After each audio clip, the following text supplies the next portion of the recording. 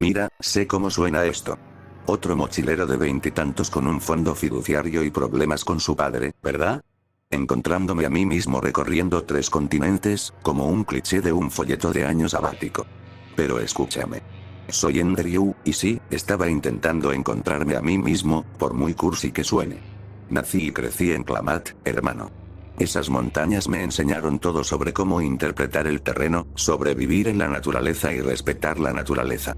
Para cuando cumplí 25, ya había hecho algunas caminatas serias. Nos referimos a los Andes en Perú, donde la altitud te puede bajar si no tienes cuidado.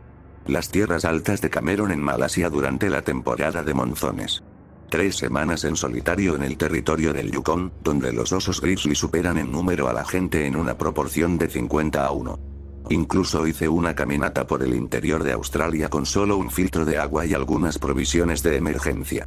La cuestión es que no era un turista con equipo nuevo y cero experiencia. Sabía lo que hacía. Podía acampar en medio de una tormenta de nieve, guiarme por las estrellas, identificar plantas comestibles, todo. Pero las estepas de Europa del Este, ese fue el único lugar donde tuve miedo legítimo de morir. Ni de hipotermia, ni de deshidratación, ni de perderme. Algo inhumano. Algo que me hizo entender por qué algunos lugares tienen advertencias que van mucho más allá de permanecer en los senderos marcados. Esto fue hace unos 10 años, cuando todavía era lo suficientemente estúpido como para pensar que la experiencia siempre superaba al conocimiento local. Estaba recorriendo Europa del Este, planeando recorrer todos los principales sistemas de senderos desde los Cárpatos hasta los Balcanes. Tenía toda la ruta mapeada en mi reloj GPS, los albergues reservados, todo. No es precisamente la ruta de senderismo más popular, pero eso fue lo que me atrajo. Senderos menos conocidos, ¿sabes? Nada de esas tonterías de los Alpes abarrotados donde básicamente caminas en una conga de turistas alemanes. Había investigado. Sabía que la zona podía ser complicada de recorrer, ya que no hay muchos puntos de referencia, pero tenía buenos mapas topográficos y un GPS de respaldo fiable. El tiempo parecía estable. Llevaba comida para una semana, muchas pastillas purificadoras de agua y equipo básico para el frío, a pesar de que era finales de primavera. Los lugareños no estaban precisamente entusiasmados con mis planes. Un señor mayor de la tienda de artículos para actividades al aire libre no dejaba de negar con la cabeza cuando le mostraba mi ruta. Mantente en los senderos, cerca de las carreteras, repetía en un inglés mal hablado. No atravieses la hierba alta solo. Supuse que era la típica paranoia rural con los forasteros, quizá alguna vieja superstición de la era soviética sobre deambular por zonas restringidas. Además, mi rumano era pésimo y su inglés no era mucho mejor, así que supuse que simplemente estábamos teniendo un fallo de comunicación. Deberías haber escuchado. Cruzar la frontera de Moldavia a Rumanía fue más complicado de lo que esperaba. En la mayoría de estos cruces no hay infraestructura adecuada para el tránsito peatonal. Están diseñados para coches y camiones, no para cualquier estadounidense con una mochila intentando caminar entre países. Los guardias moldavos apenas miraron mi pasaporte, pero el lado rumano era diferente. El oficial parecía tener unos 25 años, probablemente aburrido de trabajar en ese cruce remoto. Ojeó mi pasaporte y me hizo un montón de preguntas en un inglés deficiente sobre a dónde iba, cuánto tiempo pensaba quedarme y si tenía alojamiento reservado. Cuando le expliqué que planeaba caminar por tierra hasta los Balcanes, su expresión cambió. Llamó a un guardia mayor y mantuvieron una rápida conversación en rumano que no pude seguir. Finalmente, el hombre mayor me miró y dijo, ¿tienes guía? No tengo guía. Tengo experiencia. Tengo mapas y GPS. Más rumano entre ellos. Entonces, el oficial más joven extendió la mano en ese gesto universal que significa una sola cosa. Le di un billete de 20 euros y, de repente, mi papeleo estaba en orden. Pero mientras me echaba la mochila al hombro para irme, el guardia mayor me agarró del brazo. Su inglés era mejor de lo que esperaba. Permanezcan solo en los senderos marcados. Manténganse cerca de las granjas. Si encuentran hierba alta, no se acerquen. Es peligroso, lo que curiosamente reflejaba la advertencia del dueño de la tienda. Le di las gracias y le aseguré que tendría cuidado, pero vi en sus ojos que no creía que me lo tomara lo suficientemente en serio. Y tenía razón. Debería haberle preguntado qué tipo de peligro había. Debería haberle insistido para que me diera más detalles en lugar de asentir y marcharme como si supiera que no era así. En lugar de eso, crucé a Rumanía pensando que me habían dado la típica advertencia turística sobre lobos o jabalíes, tal vez alguna preocupación por municiones sin explotar de viejos conflictos. No tenía idea de que estaban tratando de salvarme la vida. Los 2 primeros días transcurrieron exactamente como lo habíamos planeado. Llegué a tiempo, el terreno era manejable y el tiempo aguantó. Los albergues eran cálidos y acogedores. Pero estaba recorriendo más kilómetros de lo previsto en los senderos establecidos, y mi GPS me indicaba un sendero que me acortaría unos 25 kilómetros de ruta hasta el siguiente punto de reabastecimiento. 15 millas es mucho cuando llevas una mochila llena. Los senderos de animales suelen ser bastante fiables. Los animales conocen los caminos más fáciles mejor que cualquier diseñador de senderos humano. Así que me salí del sendero. El sendero de caza era firme al principio. Bien transitado, de unos 60 centímetros de ancho, atravesando directamente este mar infinito de hierba alta y matorrales. Las estepas de allí no se parecían a nada que hubiera visto antes. No eran pastos de pradera como los del Medio Oeste ni los matorrales a los que estaba acostumbrado en California. Crecían en matas gruesas e irregulares, algunas hasta la rodilla, otras casi hasta el pecho. Tan densas que no se podía ver a más de 20 metros en ninguna dirección. Mis mapas topográficos mostraban toda esta zona como tierras de cultivo intermitentes y matorrales bajos. Pero en el suelo, solo había hierba. Interminable y alta, devorando el horizonte. Sentía que el mapa era una mentira y que me había adentrado en una reserva natural o terrenos del gobierno. Tal vez una gran granja industrial llevaba años en barbecho. Lo que más sentía era que había entrado en una parte del país que no se suponía que estuviera allí, o que había retrocedido en el tiempo. El paisaje era casi primigenio. Llevaba 1 hora siguiendo el sendero cuando empecé a sentirme raro. Es difícil explicar exactamente a qué me refiero. ¿Sabes cómo en la montaña se sienten los cambios de tiempo en los huesos antes de que baje el termómetro? Esto era parecido, pero diferente. Como si el paisaje mismo estuviera sutilmente desequilibrado. Los patrones de viento no tenían sentido. Sentía una brisa del este, luego, unos pasos después, cambiaba por completo, proveniente del sur, y luego se apagaba por completo. Pero la hierba no se movía con ella de forma constante. Algunas zonas se mecían con normalidad, otras permanecían completamente quietas, incluso cuando sentía el viento en la cara. Me detuve e hice una exploración de 360 grados, como me habían enseñado. Escuché atentamente. Los sonidos habituales de la estepa estaban presentes. Insectos, algunos cantos de pájaros lejanos, el susurro constante de la hierba al moverse. Nada claramente amenazante. Pero mi instinto me decía algo diferente. Fue entonces cuando oí el estruendo de los cascos. Un grupo entero de jabalíes se abalanzó sobre la hierba, a unos 30 metros a mi izquierda, corriendo a toda velocidad como si alguien los persiguiera. Debían ser 8 o 10, incluyendo una cerda enorme que debía pesar fácilmente 150 kilos. Se movían perpendiculares a mi rastro y ni siquiera parecían notar mi presencia. Mi ritmo cardíaco se disparó por un segundo. Los jabalíes no son ninguna broma si te consideran una amenaza, pero claramente huyan de algo, no de mí.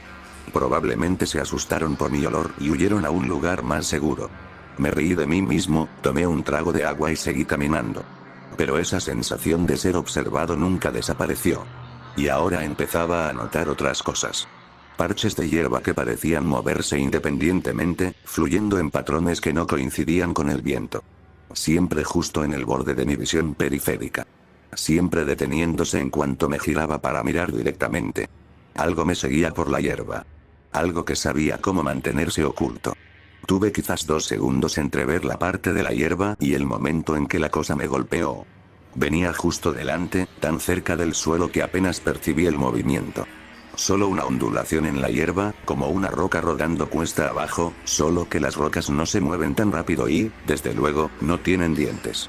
Hice lo que pensé que funcionaría con la fauna agresiva. Lancé mi mochila con fuerza hacia la izquierda, con la esperanza de distraerla, y me zambullí en la mata de hierba más espesa que pude ver. Era arriesgado, pero pensé que cualquier cosa era mejor que quedarme ahí parado. La cosa ni siquiera miró mi mochila. Caí al suelo e inmediatamente intenté rodar para ponerme de pie, pero algo me sujetó la pierna izquierda justo por encima del tobillo. Como una trampa de acero cubierta de papel de lija. La presión era increíble, como si fuera a partirme la tibia por la mitad. Luego empezó a arrastrarme.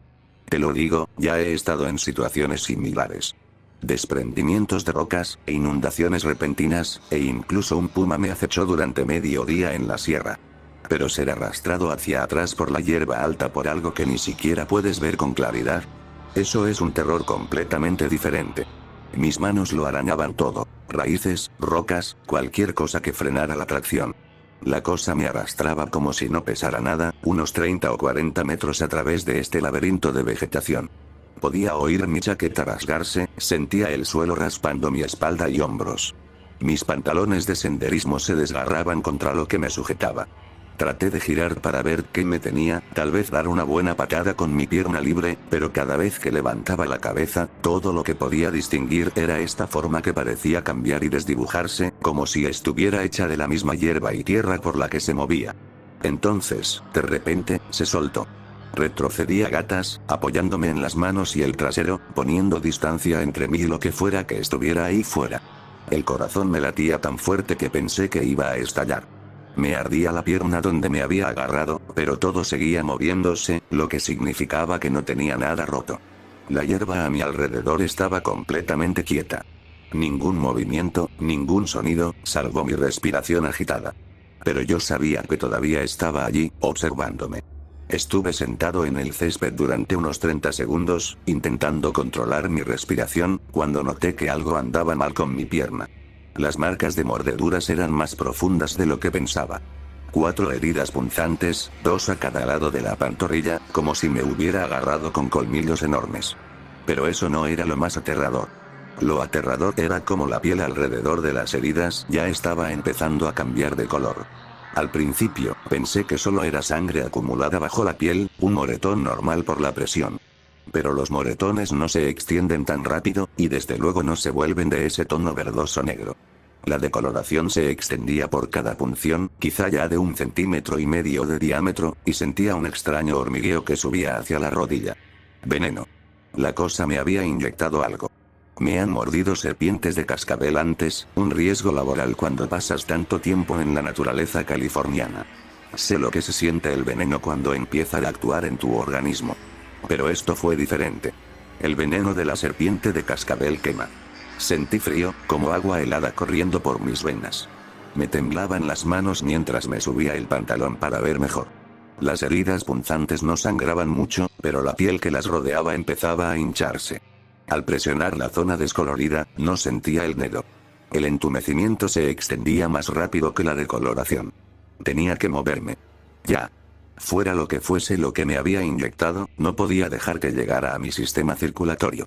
Si llegaba al corazón o a los pulmones antes de buscar ayuda, estaba perdido.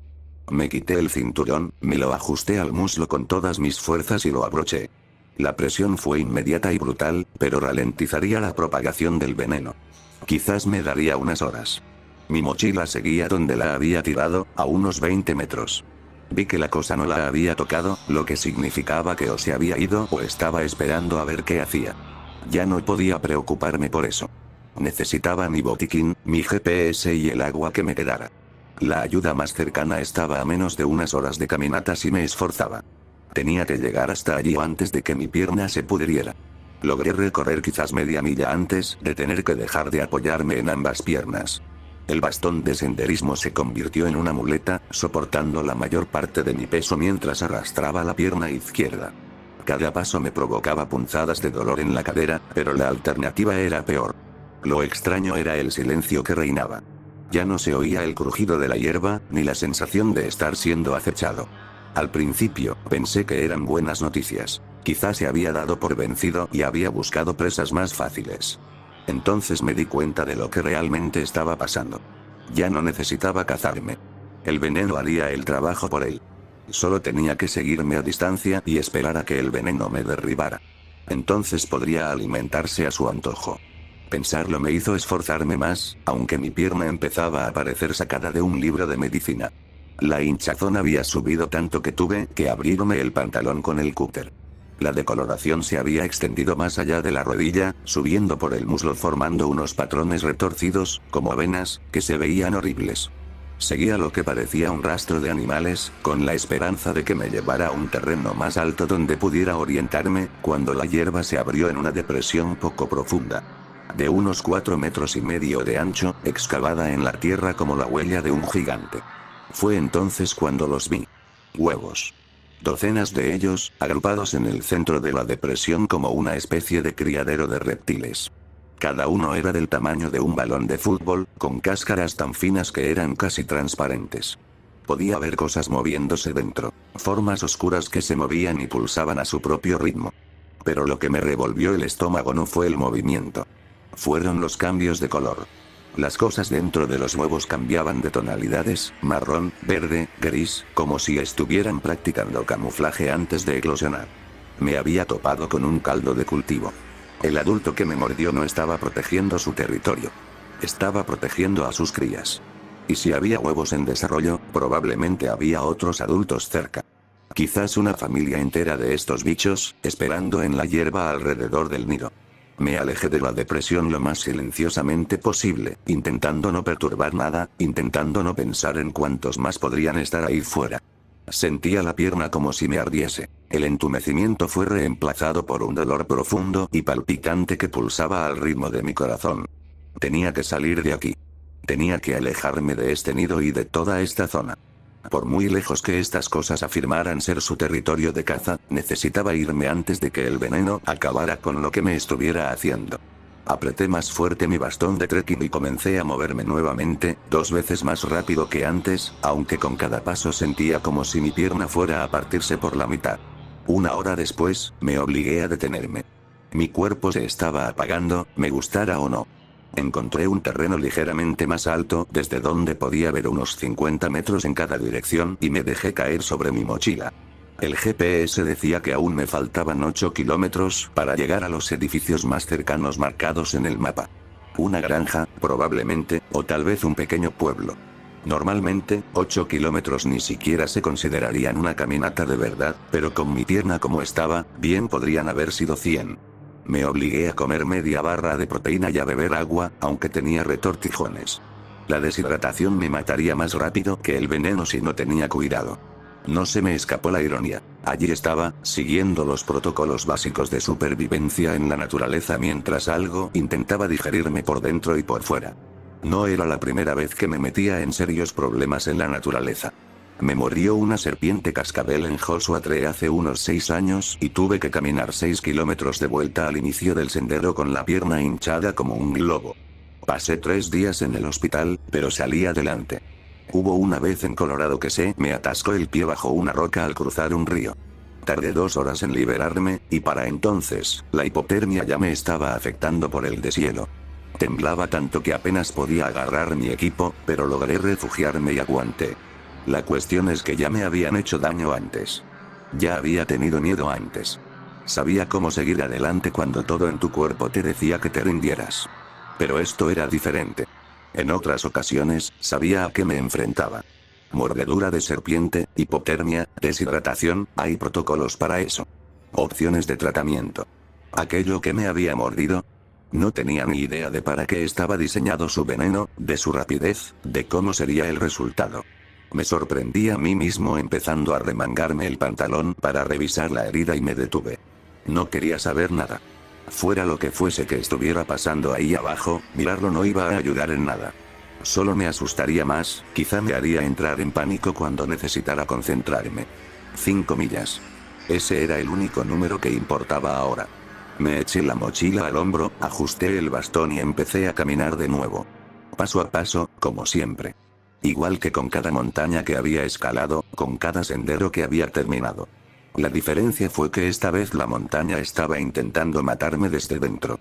Estaba quizás 2 millas más cerca de la granja cuando lo vi de nuevo. Esta vez, yo tenía la ventaja. Subí a una pequeña cuesta, usando mi bastón de senderismo para impulsarme, cuando algo me hizo detenerme. Quizás fue el aspecto extraño de la hierba a unos 30 metros, o quizás mi subconsciente detectó un movimiento que no coincidía con los patrones del viento. Fuera lo que fuese, me agaché y me quedé completamente quieto. Al principio, no distinguí nada inusual. Solo la misma hierba interminable, meciéndose con la brisa de la tarde. Luego, la brisa cesó, y una parcela siguió moviéndose. La cosa era enorme. de unos 3,5 metros de largo, quizá más, con el tamaño de un cocodrilo marino, pero completamente diferente en todos los demás aspectos. En lugar de 4 patas, tenía 6, 3 a cada lado, distribuidas uniformemente a lo largo de su cuerpo como una especie de 100 pies prehistórico. Pero lo más extraño fue ver cómo cambiaba su piel. Había visto a los camaleones cambiar de color antes, pero esto era completamente diferente. La piel de la criatura ondulaba y fluía con diferentes patrones. Tonos tierra marrones, colores verdes de la hierba, incluso las sombras moteadas donde la luz del sol se filtraba entre la vegetación. No solo cambiaba de color, sino también de textura, imitando el aspecto de tallos de hierba seca y tierra quebrada con tanta perfección que, incluso sabiendo exactamente dónde estaba, perdía su contorno constantemente. La cabeza era pura pesadilla. Plana y ancha, como una cobra, pero con las proporciones de algo 10 veces más grande. Al girarla ligeramente, pude ver esos ojos amarillos escudriñando la zona con una inteligencia que me ponía los pelos de punta. No era un depredador tonto que actuara por instinto. Esta cosa estaba pensando. 6 patas. Había practicado senderismo y acampado durante más de una década, estudió biología de la vida silvestre en la universidad y pasé tiempo con guardabosques y naturalistas de todo el mundo. Nunca había oído hablar de nada que tuviera 6 patas y se viera así. Era algo completamente desconocido, algo que llevaba escondido allí quién sabe cuánto tiempo. Tenía que sacar una foto. Nadie lo creería sin pruebas, y si no lo conseguía, al menos habría evidencia de lo que me mató. Moviéndome lo más despacio posible, saqué el teléfono del bolsillo de la chaqueta. No había señal, como esperaba, pero la cámara seguía funcionando. Enfoqué la foto, hice zoom al máximo y contuve la respiración. El clic del obturador pareció resonar en toda la estepa. La cabeza de la criatura se giró hacia mí al instante, sus ojos amarillos clavados en mi posición con aterradora precisión. Me apreté contra la hierba, intentando integrarme al paisaje, pero ya podía oírla moverse. No el fuerte aleteo que esperaba, sino un suave y casi silencioso deslizamiento mientras fluía entre la vegetación hacia mí. Cerré los ojos e intenté dejar de respirar. La pierna me latía al ritmo de los latidos del corazón, y estaba seguro de que la criatura podía oler la infección, el veneno, cualquier marcador químico que yo estuviera emitiendo mientras su veneno hacía su efecto. Los sonidos se detuvieron a unos 10 metros de distancia. Podía sentirlo allí, esperando, tanteando el aire. Los segundos se arrastraban como horas. Entonces, finalmente, el sonido del planeo se alejó, dirigiéndose hacia el este. Esperé otros 5 minutos antes de atreverme a levantar la cabeza. Había desaparecido, pero sabía que podría volver. Estas cosas eran inteligentes y pacientes. Tenía que actuar rápido. Revisé la foto en mi teléfono. Estaba borrosa, pero se podía distinguir la forma básica, las extrañas proporciones, las 6 patas. Si llegaba a esa granja, esto lo cambiaría todo. Los criptozoólogos se volverían locos. Pero primero, tenía que sobrevivir las siguientes 2 millas con una pierna que parecía disolverse de adentro hacia afuera. El último kilómetro fue un infierno. Mi visión se desenfocaba y se desenfocaba constantemente, y me apoyaba tanto en el bastón de senderismo que sentía que se me iba a dislocar el hombro. Cada paso me provocaba náuseas, pero podía ver edificios más adelante, largas estructuras industriales que debían de ser algún tipo de explotación agrícola. Me tambaleé por un hueco en una alambrada y llegué a un camino de tierra. Me fallaron las piernas a unos 50 metros del edificio más cercano y caí al suelo con fuerza. Mi bastón de senderismo se estrelló contra la grava. Se oyeron voces gritando en rumano. Se oían pasos corriendo hacia mí. Intenté incorporarme, intenté explicar lo sucedido, pero las palabras me salían como un galimatías. A través de la neblina, pude distinguir la palabra agroindustrial pintada en uno de los edificios, pero el resto del nombre de la empresa seguía cambiando y difuminándose como si estuviera bajo el agua. Unas manos fuertes me levantaron y oí a alguien maldecir al ver mi pierna. Uno de los trabajadores, un hombre de mediana edad con overol, señalaba la herida y gritaba ambulancia. Ambulancia. A alguien con una radio. Otra voz, más vieja y grave, dijo algo como balaurde y Las palabras provocaron escalofríos en los demás trabajadores. Todos empezaron a hablar a la vez, con la voz tensa, como si tuvieran miedo genuino. Dragón de hierba. Incluso a través de la neblina venenosa, lo entendí. Sabían de estas cosas. Tenían un nombre para ellas. Respiraba con más dificultad, cada inhalación parecía como si intentara aspirar aire a través del cemento húmedo. El mundo se inclinaba hacia un lado, y ya no sabía si estaba tumbado o de pie. Me di la vuelta y sentí como si mi mente se hubiera cortocircuitado. Las estepas por las que había caminado habían desaparecido. Simplemente se habían desvanecido. Donde antes había un mar infinito de hierba, ahora parecían kilómetros de tierras de cultivo. Seguramente esto debía de ser solo un efecto del veneno. Sentí que perdía la consciencia.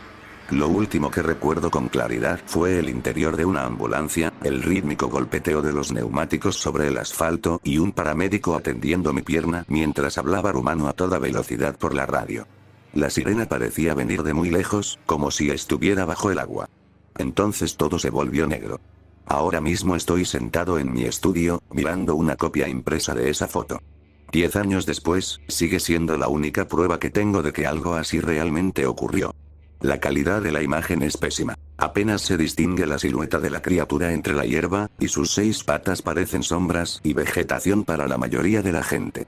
Se la he mostrado a criptozoólogos, biólogos de fauna silvestre e incluso la he publicado en foros dedicados a especies desconocidas. La respuesta siempre es la misma, obviamente retocada con Photoshop, artificio de la cámara, o mi favorita. Buen intento, pero podemos detectar una falsificación a kilómetros de distancia. No los culpo. Si alguien me hubiera mostrado esta foto antes de mi viaje a Rumanía, habría dicho lo mismo. Me subo el pantalón y miro las cicatrices. 4 marcas de pinchazos, 2 a cada lado de la pantorrilla, justo donde las recuerdo. La piel que las rodea todavía está un poco descolorida, como un viejo moretón que nunca desapareció del todo. A veces, cuando cambia el tiempo, me duele toda la zona con un dolor profundo, a nivel de los huesos, que me recuerda lo cerca que estuve de no volver a casa. Los registros hospitalarios de redactado son bastante escasos. Estuve allí 6 días, al parecer, aunque solo recuerdo fragmentos. Goteos intravenosos, médicos hablando en rumano a toda velocidad, alguien haciéndome preguntas en un inglés deficiente sobre qué me había mordido. Cuando intenté explicarles sobre la criatura, el camuflaje y las 6 patas, simplemente asintieron cortésmente y anotaron algo que probablemente se tradujo como el paciente está delirando por la exposición al veneno. El vuelo de regreso a Estados Unidos también fue casi un borrón. Todavía estaba bastante mal, con el cóctel de antibióticos y antídotos que me habían inyectado. Pero llegué a casa y, tras unos meses de fisioterapia, casi había vuelto a la normalidad. Casi. Sigo caminando. Sigo viajando. Pero ahora soy diferente de maneras difíciles de explicar a quienes no han estado donde yo he estado. Cuando los lugareños me dicen que no vaya a algún sitio, les hago caso. Cuando mi instinto me dice que algo no encaja en un sendero o un camping, le hago caso. Y cuando estoy en un país remoto, presto atención a los sonidos que no me vienen bien y a los movimientos que no encajan con el viento. Porque aprendí algo allá afuera que ninguna experiencia en la naturaleza me había enseñado antes. El mundo es más grande y extraño de lo que cualquiera de nosotros quiere admitir. Hay cosas ahí afuera, criaturas, que la evolución olvidó mencionarnos, ecosistemas que operan según reglas que aún no hemos descifrado. Y a veces, no importa lo preparado que creas que estás, la arrogancia puede ser tan mortal como cualquier cosa con dientes y veneno.